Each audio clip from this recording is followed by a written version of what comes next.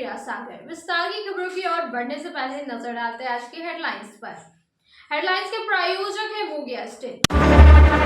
जब धरती चीर कर निकलता है लोहे का पत्थर और मिलता है मोंगिया के जोश से, फिर तपता है, पिघलता है और बनता है फौलाद। अब होता है सरिया सारी खूबियों के साथ और एक मजबूत बुनियाद होती है तैयार, जिस पे सजता है एक सुंदर आशियाना। मोंगिया स्टील, मजबूत देश का मजबूत सरिया।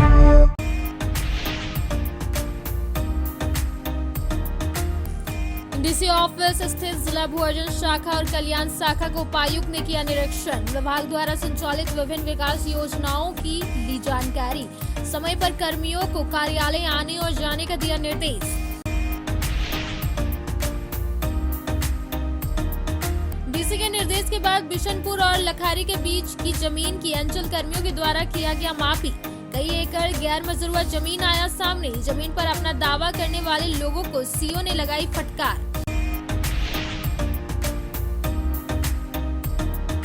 जानलेवा हत्या के आरोप में शामिल भाजपा नेता प्रदीप साहू को अदालत ने किया बाइज्जत बरी। 1 मई 2014 को निमिया घाट थाना कांड में दर्ज किया गया था मामला। इसके अलावा अन्य 12 लोगों पर लगा था मामला।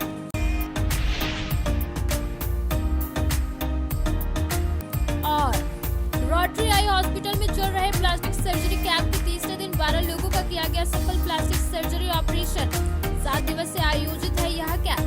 16 सदस्यीय डॉक्टर की टीम दे रही है अपनी सेवा।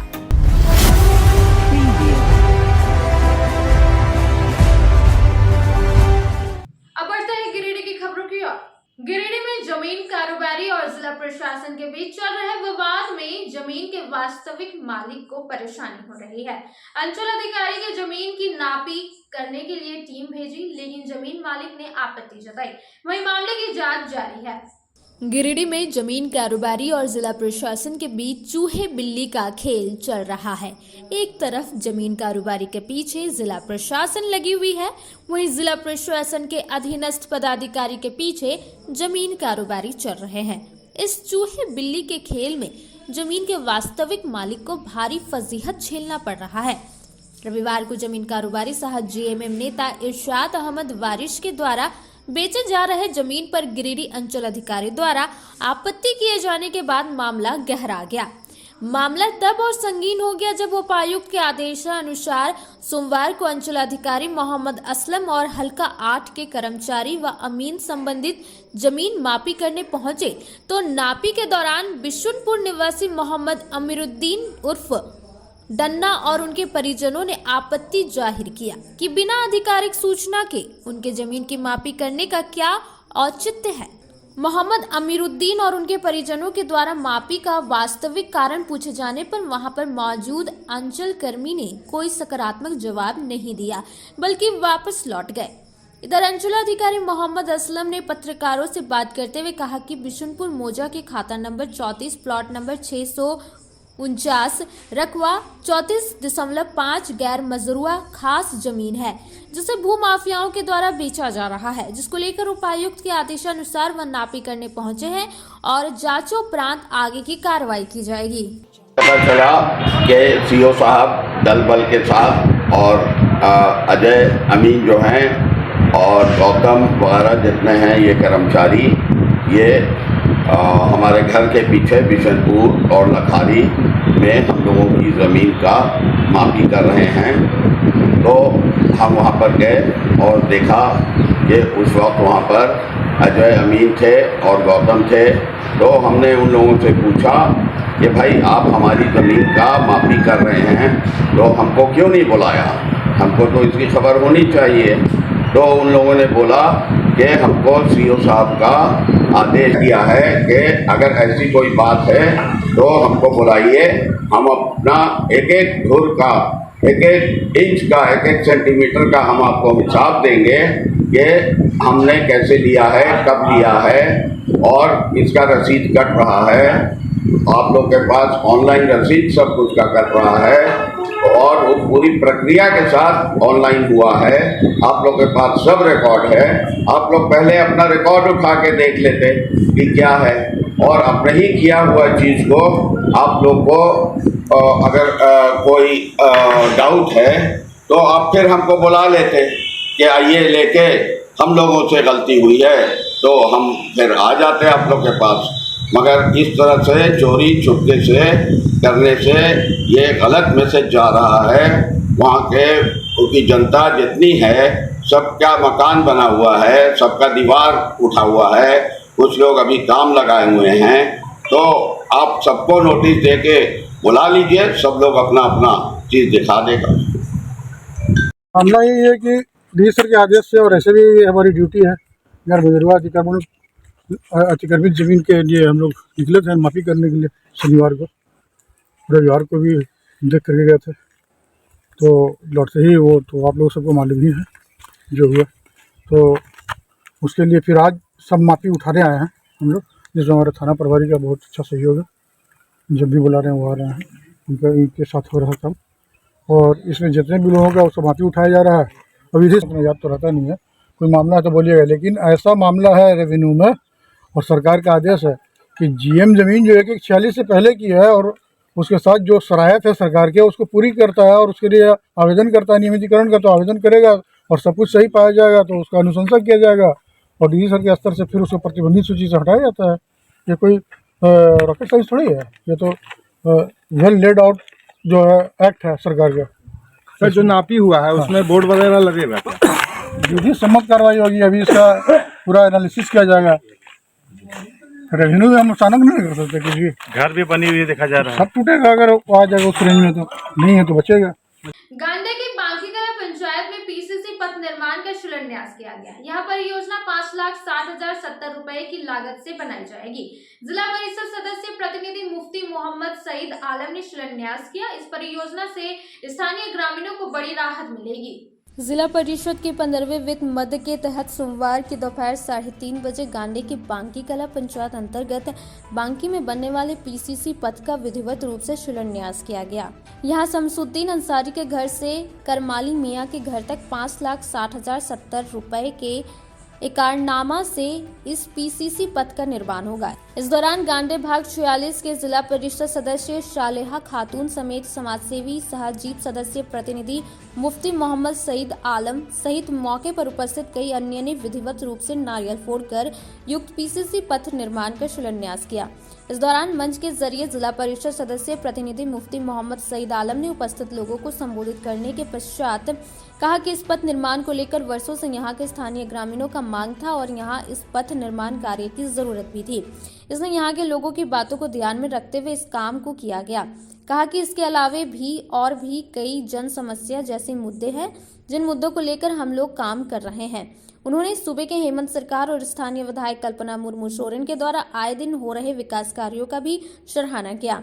वहीं उन्होंने संवेदक को गुणवत्तापूर्ण व बेहतर ढंग से कार्य कराने को लेकर सलाहियत दी। इस कार्यक्रम के मौके पर फुलजरिया पंचायत के मुखिया मोहम्मद इस्माइल अंसारी, समाजसेवी मोहम्मद इरशाद अंसारी, समाजसेवी मोहम्मद मुश्ताक अंसारी, मोहम्मद मुख्तार, मोहम्मद कुतुमुद्दीन, मुस्लिम अंसारी, बसारत अंसारी, रियाज अंसारी समेत कई लोग मौजूद थे। दिनांक 17 फरवरी 2025 को गिरिडीह जिला गांडे विधानसभा के गांडे ब्लॉक के बांकी कला पंचायत के बांकी में जिला परिषद भाग संख्या 46 के 15वीं वित्त से एक पीसीसी सड़क का शिलान्यास कार्यक्रम है। ये बरसों से यहाँ के आम जनता के जो है डिमांड थे, बड़ी सख्त इसकी बहुत ज़्यादा ज़रूरत थी, बड़ी अनिवार्यता थी। लोगों की बातों को ध्यान में रखते हुए इस काम को किया गया है। इसके अलावा बहुत से जन समस्याओं के जो मुद्दे हैं उन मुद्दों को लेकर हम लोग काम कर रहे हैं और झारखंड सरकार, हेमंत सरकार की ये ख़ास तवज्जो है कल्पना मैडम का भी गांडे में कि वो लगातार विकास का कार्य यहाँ पर हो रहा है और इसी तरह से जन समस्या के मुद्दे को लेकर हम लोग काम करते रहेंगे। उपायुक्त नमन प्रियस लकड़ा ने समाहरणालय की समाज कल्याण शाखा का औचक निरीक्षण किया। उन्होंने विभिन्न विकासात्मक योजनाओं की प्रगति की जानकारी ली और सुधार के निर्देश दिए। उन्होंने सभी विभागों को समन्वय बनाकर कार्य करने का निर्देश दिया। डीसी ऑफिस सभागार में उपायुक्त नमन प्रियस लकड़ा की अध्यक्षता में सोमवार को 3 बजे तक कृषि, पशुपालन, सहकारिता, मत्स्य समेत विभिन्न विभागों की समीक्षात्मक बैठक हुई।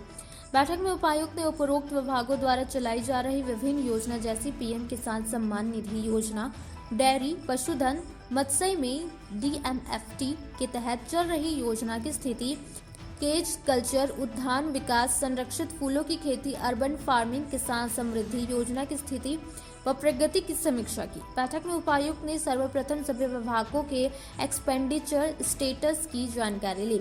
उन्होंने पीएम किसान सम्मान निधि के सेल्फ रजिस्ट्रेशन के पेंडिंग आवेदनों को जल्द निपटारा करने का निर्देश संबंधित पदाधिकारी को दिया। उन्होंने पशुपालन पदाधिकारी को डेयरी योजना में प्रगति लाने और पशुधन योजना में टारगेट कंप्लीट करने का निर्देश दिया। बैठक में उपायुक्त ने मत्स्य पदाधिकारी से केज कल्चर और DMFT के तहत चल रही योजनाओं की स्थिति की जानकारी ली। बैठक में उपायुक्त के उद्यान पदाधिकारी से संरक्षित फूलों की खेती, अर्बन फार्मिंग से संबंधित रिपोर्ट उपलब्ध करवाने और अपने स्तर से एजेंसी के द्वारा क्रियान्वित योजनाओं का सत्यापन करने का निर्देश दिया। उपायुक्त ने सभी पदाधिकारियों को निर्देशित करते हुए कहा कि किसानों के लिए चलाई जा रही योजना में किसी भी प्रकार की समस्या आती है तो मुझे सूचित करें। बैठक में उप विकास आयुक्त, अपर समाहर्ता, सभी अनुमंडल पदाधिकारी, गिरिडीह जिला समाज कल्याण पदाधिकारी, जिला कोषागार पदाधिकारी, जिला कल्याण पदाधिकारी, जिला कृषि पदाधिकारी, जिला शिक्षा अधीक्षक, जिला पशुपालन पदाधिकारी, जिला मत्स्य पदाधिकारी, जिला योजना पदाधिकारी, जिला गव्य विकास पदाधिकारी, जिला उद्यान पदाधिकारी समेत विभिन्न विभागों के अधिकारी कर्मी उपस्थित थे। उपायुक्त नमन प्रियस लकड़ा की अध्यक्षता में विभिन्न विभागों की समीक्षात्मक बैठक हुई। उपायुक्त ने पीएम किसान सम्मान निधि योजना और डेयरी योजना में प्रगति लाने का निर्देश दिया। उन्होंने सभी विभागों को समन्वय बनाकर कार्य करने का निर्देश दिया। समाहरणालय स्थित समाज कल्याण शाखा का उपायुक्त नमन प्रियस लकड़ा ने सोमवार को 2 बजे औचक निरीक्षण किया। इस दौरान उन्होंने समाज कल्याण विभाग द्वारा संचालित विभिन्न विकासात्मक योजनाओं की जानकारी प्राप्त की तथा सभी संचालित योजनाओं में प्रगति सुनिश्चित करने के निर्देश दिए। साथ ही सभी संबंधित कर्मियों को कार्यालय समय आने का निर्देश दिया। निरीक्षण के क्रम में उन्होंने जिला समाज कल्याण पदाधिकारी से पोषाहार पोषण अभियान के अंतर्गत पोषण ट्रैकर, समर अभियान, प्रधानमंत्री मातृ वंदना योजना, सावित्रीबाई फुले किशोरी समृद्धि योजना, सखी वन स्टॉप सेंटर समेत विभिन्न योजनाओं की प्रगति की जानकारी ली तथा इन सभी योजनाओं में निर्धारित लक्ष्य के अनुरूप 100% प्रगति सुनिश्चित करने के निर्देश दिए गए। इस दौरान उन्होंने सभी संबंधित विभागों को समन्वय बनाकर कार्य करने का निर्देश दिया गया ताकि योजनाओं के क्रियान्वयन में गति लाया जा सके। मौके पर उप विकास आयुक्त, जिला समाज कल्याण पदाधिकारी, जिला कोषागार पदाधिकारी, प्रशासकीय अधिकारी, सामान्य शाखा प्रधान लिपिक, DRDA प्रधान लिपिक, समाज कल्याण शाखा समेत अन्य संबंधित अधिकारी कर्मी उपस्थित थे। अब वक्त हो चला है छोटे से ब्रेक का। ब्रेक के बाद जल्द लौटते कुछ और खबरों के साथ। बोड़ो दुर्गा मंडप के पीछे स्थित जीवन धारा नर्सिंग होम में आयुष्मान योजना के तहत गोल्डन कार्ड धारियों का मुफ्त में बच्चेदानी का ऑपरेशन, अन्य स्त्री रोग, हर्निया, गोल ब्लैडर, पथरी, अपेंडिक्स के अलावा कई तरह के ऑपरेशन की सुविधा उपलब्ध है। प्रसिद्ध कंसल्टेंट सर्जन डॉक्टर उत्तम जालान और स्त्री एवं प्रसूति रोग विशेषज्ञ डॉक्टर मनीषा जालान द्वारा संचालित इस नर्सिंग होम में 24 घंटे आपातकाल सेवा, आधुनिक ऑपरेशन थिएटर, AC तथा non AC cabin, general ward, colposcopy, laparoscopy, दूरबीन द्वारा पेट की जांच, अल्ट्रासोनोग्राफी, एक्सरे मशीन, ECG, 24 घंटे फार्मेसी, 24 घंटे पैथोलॉजी व पार्किंग की सुविधा उपलब्ध है। तो स्वास्थ्य लाभ के लिए Jeevan Dhara nursing home, Giridih Pachamma main road, Bodo Durga Mandap के पीछे, गिरिडीह। विगत 30 वर्षों से शिक्षा की जोत जलाता हनी हॉली ट्रिनिटी स्कूल में नए सत्र के लिए नामांकन शुरू हो गया है। CBSE बोर्ड से मान्यता प्राप्त इस विद्यालय में नर्सरी से कक्षा 12वीं साइंस, कॉमर्स और आर्ट्स स्ट्रीम में पढ़ाई होती है। विद्यालय में योग्य, अनुभवी, समर्पित शिक्षकों की टीम, प्रतियोगी माहौल, computer classes, modern science lab, reach library, music classes, खेल कूद के लिए विशाल मैदान, CCTV कैमरा, RO वाटर की सुविधा उपलब्ध है। निदेशक मुमताज अली के मार्गदर्शन में और प्रिंसिपल अनीता सिंह के कुशल नेतृत्व से यहाँ के छात्रों का बहुमुखी विकास हो रहा है। तो क्वालिटी युक्त शिक्षा के लिए आज ही अपने बच्चों का नामांकन करवाएं। हमारा पता honey holy Trinity school, Mohanpur, Pachamba road, Giridih.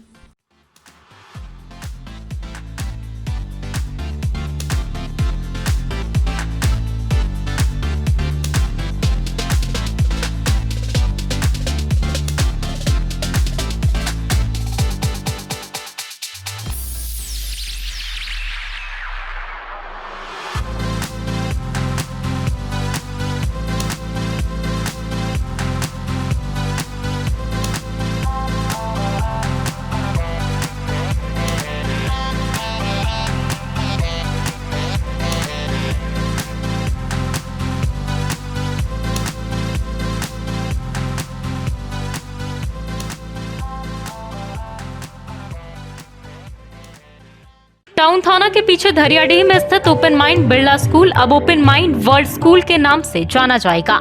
CBSE द्वारा मान्यता प्राप्त इस विद्यालय में प्ले ग्रुप से 10+2 तक की पढ़ाई होती है।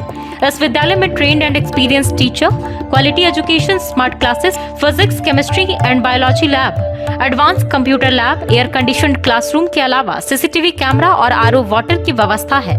यहाँ के विशाल प्लेग्राउंड में judo, karate, martial art, pistol shooting, rifle shooting, तलवारबाजी, आर्चरी, स्केटिंग, हॉर्स राइडिंग सिखाया जाता है।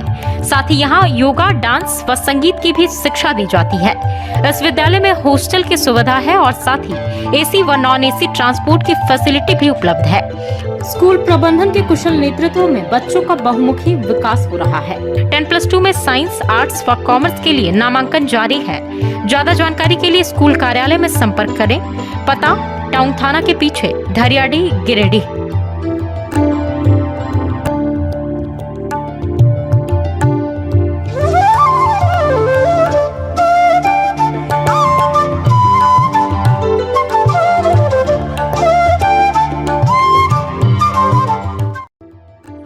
Hello everyone, this is Neeta Das, Academic Head at Open Mind World School. We at Open Mind World School believe that education is a lifelong learning which not only includes academic excellence but also character building. Thank you. Break के बाद आप सभी दर्शकों का स्वागत है।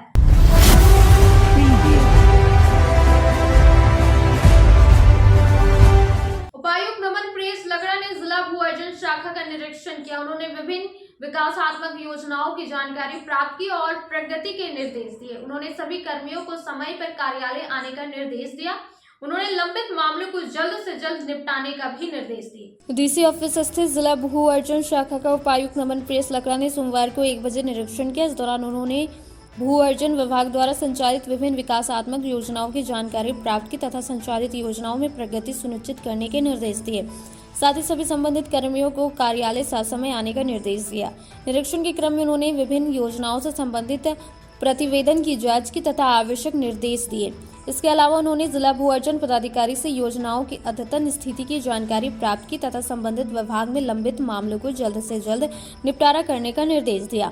इस दौरान उन्होंने सभी संबंधित विभागों को समन्वय बनाकर कार्य करने का निर्देश दिया गया ताकि योजनाओं के क्रियान्वयन में गति लाया जा सके। मौके पर उप विकास आयुक्त, जिला भू अर्जन पदाधिकारी, जिला कोषागार पदाधिकारी, प्रधान लिपिक, भू अर्जन शाखा समेत अन्य संबंधित अधिकारी कर्मी उपस्थित थे।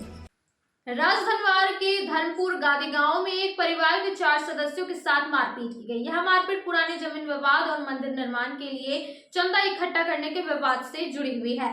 घायलों का इलाज सदर अस्पताल में चल रहा है। राजधनवार के धर्मपुर गादी गांव निवासी एक ही परिवार के 4 लोगों के साथ कुछ लोगों ने मारपीट कर घायल कर दिया। घायल सभी का इलाज सोमवार शाम 5 बजे सदर अस्पताल में चल रहा था। घायलों में उर्मिला देवी, खुशबू देवी, प्रियंका कुमारी और लक्ष्मी कुमारी शामिल है। बताया गया कि इन चारों के अलावा घर में कोई पुरुष सदस्य नहीं था। इस दौरान पुराने जमीन विवाद को लेकर कुछ लोगों ने घुसकर इनके साथ मारपीट की। बताया गया जब तक इसके घर के पुरुष सदस्य आए तो तब हमलावर भाग गए थे। बताया गया कि हमलावरों से उनकी पुरानी जमीनी रंजिश चल रही थी। इसके अलावा गांव में मंदिर बनाने को लेकर कुछ दिन पहले चंदा इकट्ठा हो रहा था। उस वक्त भी दूसरे पक्ष के लोगों ने चंदा नहीं दिया था और उस वक्त भी इनके घर के लोगों से उनके लोगों का विवाद हुआ था। रोटरी गिरिडीह द्वारा आयोजित प्लास्टिक सर्जरी कैंप में 12 लोगों की सफल सर्जरी की गई। अमेरिका से आए डॉक्टरों की टीम ने यह सर्जरी की। इस कैंप में अधिकतर बच्चों के कटे हुए होंठ और जलने के कारण सटी उंगलियों की सर्जरी की गई। रोटरी गिरिडीह के सदस्यों ने इस कैंप के सफल आयोजन में महत्वपूर्ण योगदान दिया। रोटरी गिरिडीह द्वारा रोटरी आई हॉस्पिटल में आयोजित प्लास्टिक सर्जरी कैंप में सोमवार को 3 बजे तक 12 लोगों की सफल प्लास्टिक सर्जरी की गई। यहाँ यूनिवर्सिटी ऑफ वर्जीनिया अमेरिका से आए डॉक्टर टॉम कैंपर एवं डॉक्टर जोनाथन ब्लैक के नेतृत्व में 16 सदस्यीय डॉक्टरों की टीम के द्वारा कुल 12 लोगों का सफल प्लास्टिक सर्जरी किया गया, जिसमें अधिकतर बच्चे हैं जिनके कटे होंठ जलने के कारण सटी उंगलियां की सर्जरी हुई। कैंप के सफल आयोजन में रोटरी गिरिडीह के अध्यक्ष रवि चूड़ीवाला, सचिव मयंक राजगड़िया, कैंप संयोजक विजय सिंह, सुभाष घोष, नवीन सेठी, मनीष तरवे, विकास बगेड़िया, अमित गुप्ता, राजेश जलान, डॉक्टर विनय गुप्ता, अंशुल जैन, शरद रुंगटा, आशीष तरवे, नरेंद्र सिंह, संतोष अग्रवाल, संतोष गोयनका, विकास बशेवाला, राजेंद्र भारतीय, सिद्धार्थ जैन, दिलीप जैन, उत्तम दत्ता, गुरप्रीत सिंह, सरांग केडिया, प्रदीप डालमिया, अभिषेक जैन, तरनजीत सिंह, मनीष बर्णवाल, डॉक्टर विकास माथुर, स्नेहा शेट्टी, नेहा राजगड़िया, मोना चूड़ीवाला, निशा जैन, स्मिता वर्णवाल, नीतू जैन, रंजीता तरवे, नम्रता केडिया, मंजूश्री सिंह सहित रोटरी गिरिडीह के अन्य सदस्यों का अहम योगदान रहा।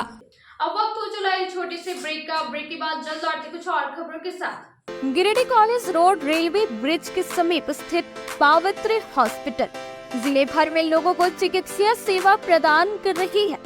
यहाँ गिरिडीह के जाने माने प्रसिद्ध व अनुभवी हड्डी व नस रोग विशेषज्ञ डॉक्टर रितेश सिन्हा की निगरानी में हड्डी फ्रैक्चर, नस रोग आदि का बेहतर इलाज किया जाता है। यहाँ जनरल फिजिशियन की सुविधा 24 घंटे उपलब्ध है। जनरल फिजिशियन डॉक्टर विकास कुमार और डॉक्टर आफ्ताब अंसारी के द्वारा मलेरिया, टाइफाइड, सर्दी, खांसी, बुखार तथा अन्य तरह की समस्याओं का इलाज कर सकते हैं। हमारा पता है Sihodih college road railway overbridge के समीप गिरिडीह। हमारा मोबाइल नंबर है 9471194901 6200242984। श्री विश्वनाथ नर्सिंग होम गिरिडीह का मल्टी स्पेशलिटी हॉस्पिटल है। इस हॉस्पिटल में doctor S K. Tokania general surgery एवं लैप्रोस्कोपी, यूरोलॉजी, स्त्री रोग, हड्डी रोग विशेषज्ञ, doctor Neeraj Tokania general and laparoscopy surgeon एवं senior resident depart urology, Apollo hospital Mumbai के द्वारा मरीजों का इलाज किया जाता है। इस नर्सिंग होम में आयुष्मान भारत मुख्यमंत्री जन आरोग्य योजना के तहत एक परिवार को 5 लाख रुपए तक का मुफ्त स्वास्थ्य बीमा दिया जा रहा है। इस योजना के तहत श्री विश्वनाथ नर्सिंग होम में इलाज की सुविधा उपलब्ध है। इस नर्सिंग होम में आईसीयू की सुविधा भी उपलब्ध है। यहाँ मलेरिया, टाइफाइड, प्रसव, हाइड्रोसिल, हर्निया, अपेंडिक्स, बावसीर, गोल्ड ब्लैडर, स्टोन, पेट का कैंसर, किडनी का पथरी, बच्चेदानी का ऑपरेशन, पेनक्रिएटिक सर्जरी, पेट से संबंधित जटिल रोग और कैंसर से पीड़ित रोगी के लिए बेहतर इलाज, वही हड्डी एवं नस रोगों से संबंधित घुटना प्रत्यारोपण, कुल्हा प्रत्यारोपण, हड्डी रोग विशेषज्ञ डॉक्टर कासिद राजा के द्वारा किया जाएगा। साथ ही ERCP व्यवस्था के द्वारा वाइल्ड डक्टन स्टोन निकालने के लिए समुचित व्यवस्था श्री विश्वनाथ नर्सिंग होम में मौजूद है। हमारा पता है Baramsia Savera road Giridih. Mobile number 7000864561 9955152065। Giridih Pachambar road के बोड़ो में स्थित श्री साई हॉस्पिटल। हमारे यहाँ आयुष्मान भारत योजना के तहत सभी प्रकार के रोगों के लिए चिकित्सा सेवा दी जाती है। Doctor Arvind Kumar general surgeon के कुशल देखरेख में सभी प्रकार के रोगों का समुचित इलाज एवं सर्जरी की जाती है। हमारे यहाँ गिरिडीह एवं अन्य शहरों के नामी एवं कुशल चिकित्सकों के द्वारा मरीज का सफल इलाज किया जाता है। पता है Shri Sai hospital, G D Bagedia road, Bodo, Pachamba, Giridih. साप्ताहिक या महीने में बैठने वाले डॉक्टर साहब का नंबर लगाने हेतु 6201560554 पर संपर्क करें। ब्रेक के बाद आप सभी दर्शकों का स्वागत है।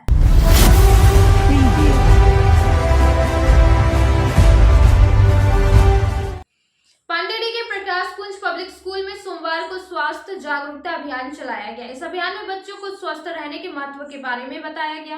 हाथों की सफाई और स्वच्छता के महत्व पर विशेष बल दिया गया। अभियान के कई शिक्षकों और कर्मचारियों ने भाग लिया।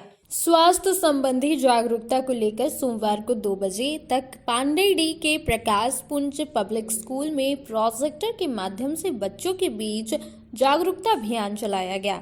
मौके पर प्रिंसिपल श्याम सुंदर प्रसाद वर्मा ने कहा कि बच्चों को निरोग रहना स्वस्थ समाज की सबसे बड़ी पहचान है, जहां बच्चों के हाथों की सफाई पर विशेष रूप से बल दिया गया। वॉशरूम जाने के पश्चात खेलने या किसी वस्तु अथवा सामानों के प्रयोग के बाद हाथों एवं पैरों को अनिवार्य रूप से धोना जरूरी है, अन्यथा हवा अथवा वस्तुओं में व्याप्त सूक्ष्म जीवाणु हमारे हाथों के माध्यम से भोजन या पानी के द्वारा शरीर में प्रवेश कर तरह तरह की विभिन्न बीमारियों को जन्म दे सकती है, जो हमारे शरीर के लिए घातक है। इससे बचाव के सही तरीकों को छोटे छोटे बच्चों को अभी से ही जागरूक करना अनिवार्य है, ताकि उसे भयावह रोगों से बचाया जा सके।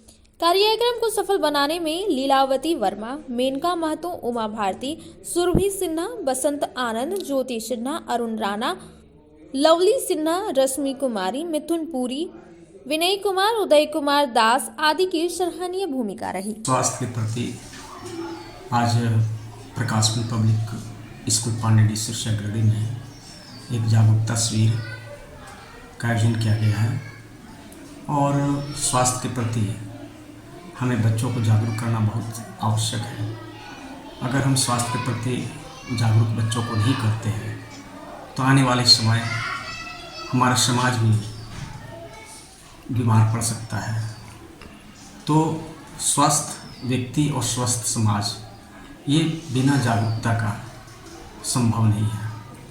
और आज उसी क्रम में यह गतिविधि यहाँ पर हम बच्चों के बीच बच्चों को कैसे हमारे शरीर के अंदर कीटाणु प्रवेश करता है, कैसे वायरस हमारे शरीर के अंदर में जाता है, ये तमाम एक ये प्रोजेक्टर के माध्यम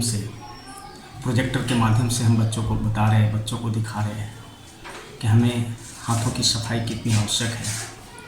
हमारे शरीर के वैसे भाग जहाँ पर हम उसको साफ करने के प्रति कभी कभी हम कम ध्यान देकर वहाँ की गंदगियों को हम हटा नहीं पाते हैं, जैसे कान हो गया, गला हो गया, कमर के बीच होता है।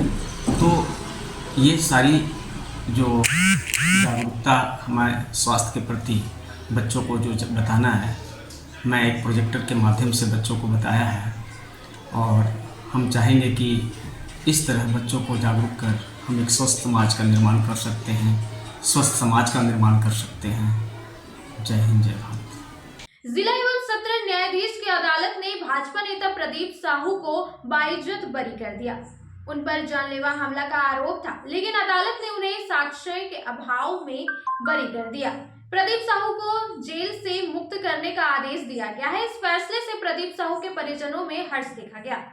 जिला एवं सत्र न्यायाधीश षष्ठम प्रीति कुमारी की अदालत ने जानलेवा हत्या के आरोप में भाजपा नेता प्रदीप साहू को सोमवार को 2 बजे बाइज्जत बरी कर दिया है। अदालत ने प्रदीप साहू को जेल से मुक्त करने का आदेश भी दिया है। अदालत ने फैसले के बाद उनके अधिवक्ता महिप मयंक ने इस न्याय की जीत बताया है। इस मामले में 1 मई 2014 को बैजनाथ साहू नामक व्यक्ति के आवेदन पर निमियाघाट थाना कांड दर्ज किया गया था।